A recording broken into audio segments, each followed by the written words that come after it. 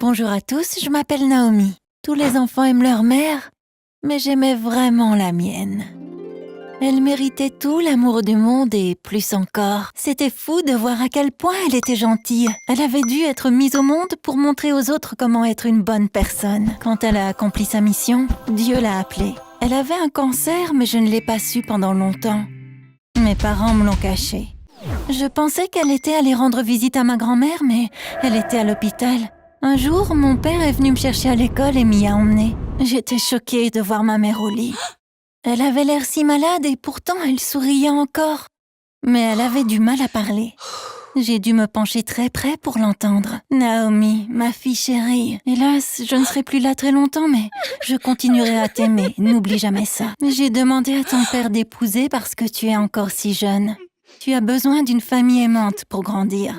S'il te plaît, aime ta nouvelle mère. Soyez une famille heureuse. C'est comme ça que je serai en paix. C'est tout ce que je vous demande. » C'est ainsi que ma mère m'a dit au revoir. Elle est morte quelques jours plus tard.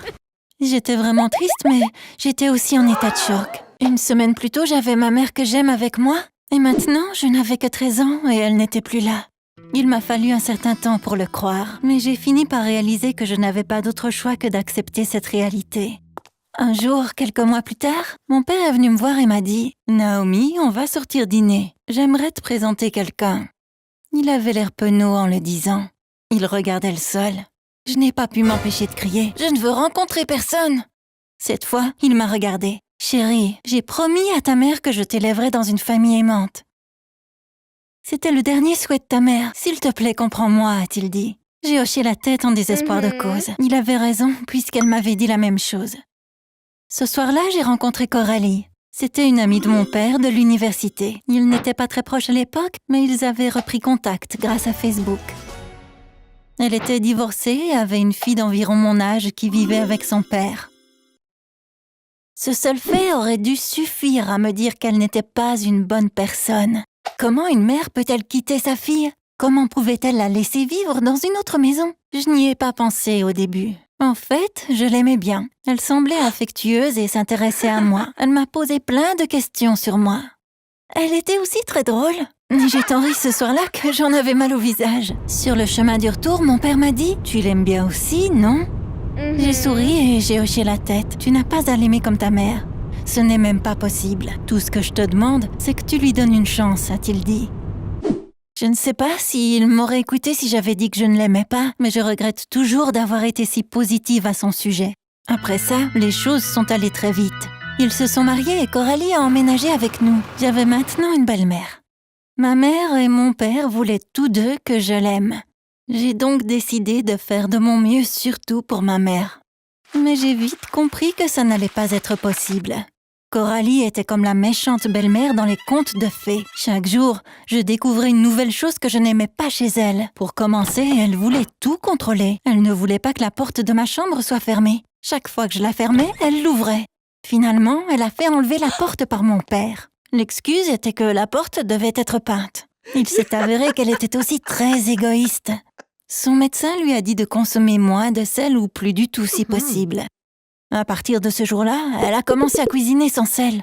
Elle ne voulait même pas qu'on ait du sel sur la table. Elle a dit qu'elle aurait été tentée, donc qu'on ne pouvait pas en avoir non plus. Elle avait aussi des obsessions bizarres. Par exemple, elle n'utilisait jamais les toilettes publiques. Elle pensait qu'elle attraperait toutes sortes de maladies si elle le faisait. Elle ne me laissait pas les utiliser non plus parce qu'elle disait que je ramènerais les bactéries à la maison. Quelquefois, je devais tellement faire pipi que j'ai dû courir chez moi. Un week-end, la fille de ma belle-mère, Emma, est venue chez nous après que mon père ait insisté. Je me méfiais d'elle à cause de sa mère. Mais j'avais tort car Emma ne lui ressemblait en rien. Il s'est avéré qu'elle était super cool et on a passé un bon moment. Je crois que Coralie n'aimait pas qu'on s'entende car elle me demandait de faire plein de corvées quand Emma et moi étions ensemble. Par exemple, papa sortait les poubelles le soir, mais pour la première fois, elle m'a demandé de le faire. J'ai dit « Papa le fera plus tard », mais elle a marmonné « Fais-le maintenant pour que ça ne sente pas ». Ce n'est qu'un exemple. Il y a tellement d'autres choses. Elle m'a fait arroser toutes les plantes. Elle m'a fait nettoyer la salle de bain après qu'elle ait pris une douche. Elle m'a fait aller acheter des piles pour la télécommande de la télé. Et des choses comme ça. On était surprises à chaque fois. Emma connaissait sa mère bien mieux que moi et a dit On ne sait jamais à quoi s'attendre avec elle. Je suis sûre qu'elle a ses raisons, mais elle seule les connaît. Ma belle-mère a continué à me traiter de la même façon les jours suivants. Je n'ai pas compris pourquoi. Je ne pensais qu'au fait que je m'entendais bien avec Emma. Je me suis dit qu'elle était probablement jalouse parce qu'elle ne s'entendait pas avec Emma, même si c'était sa mère. « Tu feras notre lit tous les matins », m'a-t-elle dit. Mais j'ai protesté. « Pourquoi ? Je fais déjà mon propre lit », ai-je répondu. « Tu dois apprendre à tenir une maison. Tu en auras besoin plus tard », a-t-elle dit, inventant clairement une excuse. Elle m'obligeait aussi à sortir les poubelles tous les jours. Même si quelqu'un venait nettoyer la maison 2 fois par semaine, elle me faisait quand même passer l'aspirateur partout, dépoussiérer les meubles et nettoyer les sols après l'école. Je ne pouvais pas dire non parce qu'elle trouvait toujours des excuses bizarres et n'arrêtait pas de parler jusqu'à ce que je le fasse. Parfois, je faisais ce qu'elle me demandait juste pour la faire taire. Ces excuses étaient acceptables jusqu'à un certain point. La goutte d'eau qui a fait déborder le vase, c'est quand elle m'a dit de laver sa voiture. « Je ne laverai pas ta voiture, tu penses que je suis qui? Ta femme de ménage? C'est beaucoup trop !» ai-je crié. Elle s'est mise à pleurer tout de suite. Je ne savais pas comment réagir. Cette femme adulte pleurait comme un bébé. J'ai couru dans ma chambre. Si ma chambre avait une porte, je l'aurais claquée. Coralie a pleuré pendant des heures sans arrêt. Quand mon père est rentré, ses yeux étaient gonflés. Il était surpris et a demandé ce qui n'allait pas. « Rien », a-t-elle dit, comme si elle ne voulait pas lui dire. Mon père n'a pas arrêté de demander, alors elle a cédé et lui a dit ce qui n'allait pas. Apparemment, je la traitais comme une ennemie depuis le jour où elle a emménagé. J'étais irrespectueuse quand elle me parlait. J'essayais de me mettre entre elle et mon père. J'entendais clairement tout ce qu'elle disait.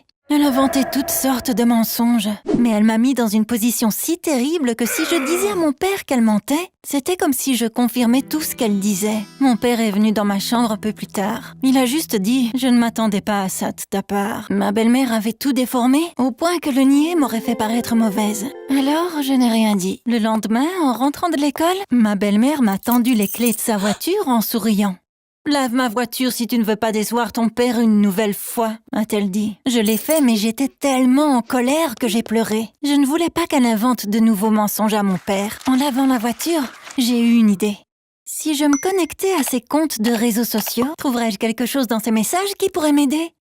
Après avoir lavé la voiture, j'ai sorti la poubelle, nettoyé la salle de bain et sorti le linge de la machine à laver. Après un tas d'autres corvées, je suis allée dans ma chambre et j'ai appelé Emma. Je lui ai dit ce qui se passait. « J'ai besoin de ton aide », ai-je dit. Elle a dit qu'elle serait heureuse de m'aider. « Tu connais le mot de passe Facebook de ta mère ?»« Des suppositions ?» ai-je demandé. « Si c'est toujours le même, ce sont les 2 premières lettres du nom de notre chien et le numéro d'immatriculation de son ancienne voiture », a-t-elle dit. Elle l'a épelé et je l'ai écrit. Je tremblais de peur. J'ai ouvert mon ordinateur portable et j'ai entré l'adresse email de ma belle-mère et le mot de passe que Emma avait deviné. Mais ça n'a pas marché.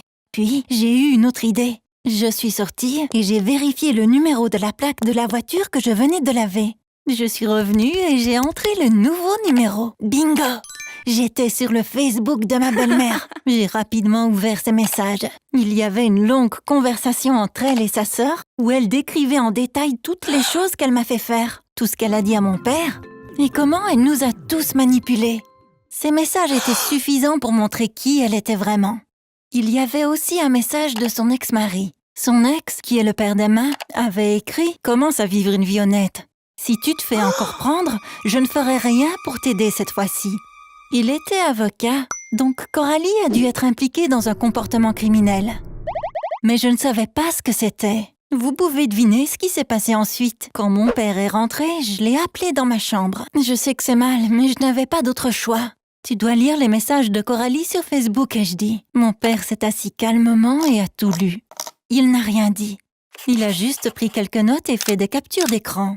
Puis, il m'a embrassé sur le front et il est parti. Un peu plus tard, j'ai entendu la porte d'entrée se fermer. Je suppose que mon père ne voulait pas avoir cette conversation à la maison. Lui et Coralie sont sortis. Quand je suis allée me coucher, il n'était pas revenu. Quand je me suis réveillée, Coralie n'était pas à la maison. Pendant que j'étais à l'école, elle a fait ses valises et elle est partie. Je ne l'ai plus jamais revue. Naomi, tout ça a été de ma faute. Je suis vraiment désolée. Je crois qu'on l'a échappé belle. J'ai parlé à l'ex-mari de Coralie. Il s'avère que c'est vraiment une psychopathe. Des choses terribles auraient pu nous arriver à tous les deux. Heureusement, elle ne peut plus nous faire de mal. On va s'en sortir ensemble, a-t-il dit. Depuis, mon père et moi vivons heureux dans notre maison, avec ma merveilleuse mère dans nos pensées.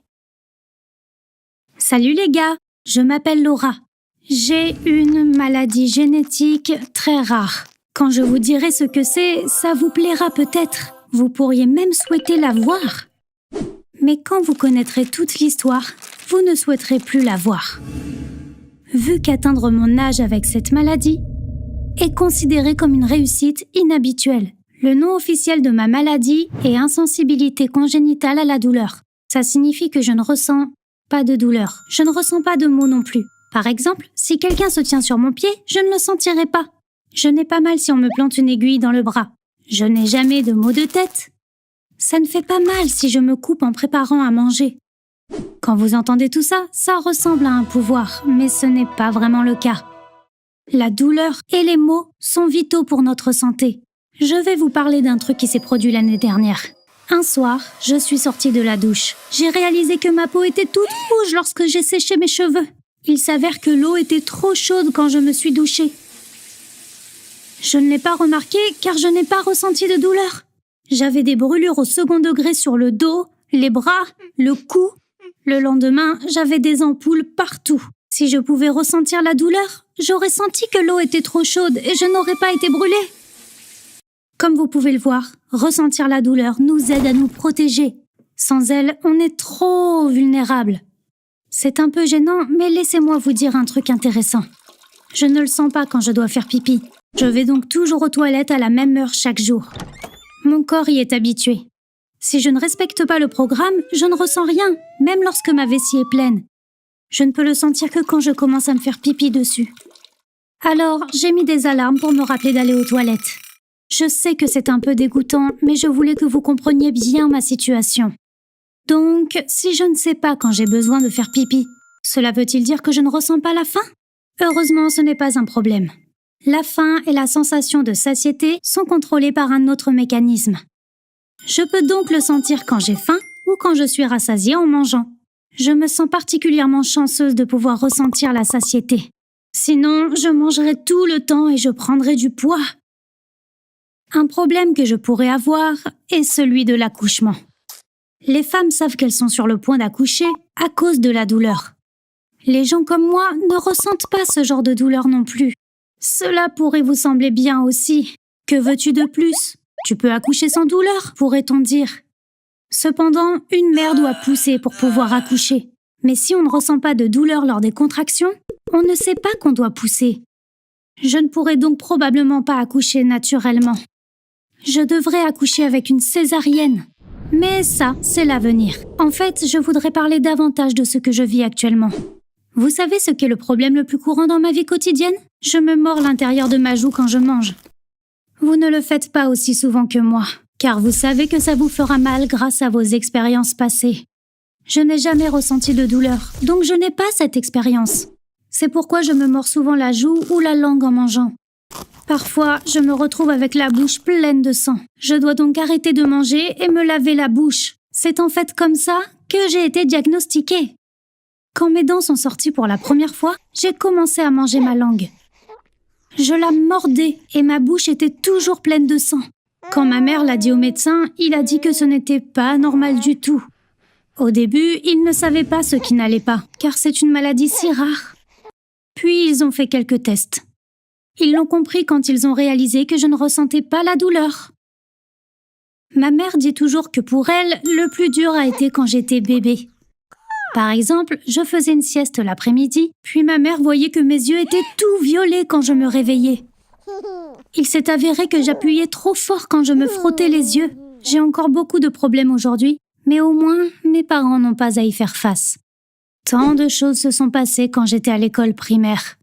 Vous êtes trop jeune pour vous protéger à cet âge-là. Par exemple, je voulais faire du patin à roulettes. Je l'ai supplié, mais bien sûr ma mère ne m'en a pas offert. Un jour, j'ai donc emprunté les rollers de mon ami et je suis allée en faire. Quand je suis rentrée à la maison, mon bras gauche pendait très bas. J'étais tombée dessus en faisant du roller. Je n'avais rien ressenti, donc je ne savais pas qu'il était cassé. J'ai donc continué à patiner comme si de rien n'était. Et je suis tombée dessus une deuxième fois. Si je me souviens bien, je me suis cassé le bras à 6 endroits. En général, un os cassé guérit en 1 mois chez les enfants, mais j'ai dû porter un plâtre pendant 4 mois. Vers cet âge, une autre chose folle s'est produite. J'avais toujours des tonnes de bleu partout sur mon corps. Et un bandage sur mon bras, ma jambe et même ma tête. Une des voisines l'a remarqué. Elle m'a observé un certain temps. Elle a pensé qu'il devait sûrement y avoir de la violence chez moi pour que j'ai autant de bleu. Et a appelé la police. 2 assistants sociaux sont venus chez nous. Mes parents leur ont montré les rapports du médecin, donc ça allait. C'est un peu tragique, mais on en rit quand on en parle. J'ai mentionné tous les inconvénients. Y a-t-il des avantages à ne pas ressentir de douleur? Peut-être, mais je ne les ai jamais explorés. Vous vous souvenez quand c'était super tendance de manger le piment le plus épicé du monde sur YouTube? Ces vidéos avaient des millions de vues. Des gens ont gagné beaucoup d'argent comme ça. Si j'avais voulu, j'aurais pu manger le piment le plus épicé de la galaxie. J'aurais pu être invitée sur une chaîne YouTube sans parler à personne de mon état. J'aurais pu lancer ma chaîne après être devenue célèbre en tant qu'invitée. J'aurais gagné une tonne d'argent. Je plaisante. Ne vous laissez pas tromper par cette vidéo. Je n'aime pas être devant les caméras. De toute façon, je ne veux pas gagner d'argent grâce à ce qui me rend la vie très difficile. J'ai lu quelque part qu'un type en Inde gagne sa vie grâce à cette condition. Il se produit dans la rue, s'enfonce des brochettes dans le corps, marche sur le feu et laisse des voitures passer sur ses pieds. Même s'il ne ressent pas la douleur, tout cela est très risqué. Il pourrait facilement se faire du mal. Les gens comme moi vivent des vies pleines de dangers. Pourquoi la rendre plus dangereuse avec ces tours? Malheureusement, les personnes dans mon état ont une durée de vie courte. Je vous ai déjà dit tellement de choses que vous en êtes conscient aussi. À tout moment, je pourrais subir l'une de ces centaines de problèmes. Comme une crise cardiaque. Les crises cardiaques présentent certains signes. Si on ressent des douleurs à la poitrine, on doit se rendre immédiatement à l'hôpital. Ainsi, les médecins peuvent intervenir avant la crise cardiaque. Je ne pourrais pas faire ça. Sans la douleur à la poitrine, je ne saurais que je fais une crise cardiaque qu'une fois qu'elle aura commencé. Mais il y a une chose positive à propos de ma condition. Je n'ai pas à subir la douleur des règles. Ma mère a d'horribles douleurs de règles. Ces douleurs commencent quelques jours avant ces règles et durent plusieurs jours. Si je sentais la douleur, je suis presque sûre que je souffrirais comme ma mère. Heureusement, je n'ai pas à m'inquiéter de ça. L'autre chose positive, c'est que je n'ai jamais de démangeaison. Certaines personnes atteintes de cette maladie ne les ressentent pas non plus. Je fais partie de ces gens. Je n'ai jamais eu la moindre démangeaison. Peu importe le nombre de moustiques qui me piquent, ça ne me gratte pas. Même si la zone mordue devient rouge ou enflée, je n'ai jamais envie de la gratter. C'est drôle parce que les moustiques m'adorent. S'il y a 10 personnes dans une pièce, c'est moi qu'ils mordent. Si je sentais les démangeaisons, j'aurais de gros problèmes. J'imagine que c'est ainsi que les parties négatives s'équilibrent. Plus je vous parle des avantages de ma condition, plus je m'en souviens. Je ne transpire pas, même quand il fait très chaud. Quel est le rapport avec la douleur, vous demandez-vous peut-être? Vous avez raison. Mais les personnes atteintes de cette maladie ne transpirent pas. Je n'ai donc pas à réfléchir à si je sens mauvais. Je n'ai jamais dépensé d'argent pour acheter de déodorant de ma vie. Mon médecin suit mon état de santé depuis des années. Un jour, il a dit « La seule douleur que vous ressentirez, c'est le chagrin d'amour. » Mais je ne suis pas encore tombée amoureuse. Je sais que c'est stupide, mais je rêve de tomber amoureuse de quelqu'un et je veux que cette personne me quitte. Pour que je puisse avoir le cœur brisé comme l'a dit mon médecin. Beaucoup disent sur Internet que les peines de cœur ressemblent à des douleurs physiques. C'est la seule chance que j'ai de ressentir de la douleur. Qui sait, peut-être que je finirai par en faire l'expérience. Finalement, je dois parler de ceci. Existe-t-il un remède pour cette maladie? Malheureusement non. Mais on connaît les raisons et les circonstances dans lesquelles elle est vue. Ce serait donc possible de trouver un remède. Cependant, peu de personnes dans le monde en sont atteintes. Le nombre exact n'est pas connu, mais il est probablement inférieur à 500. Pour les entreprises pharmaceutiques, moins de patients signifie moins d'argent. Donc personne n'investit pour trouver le remède. Vous savez, le remède à de nombreuses maladies se trouve grâce à la recherche scientifique. Il faut des années pour que la recherche devienne un remède.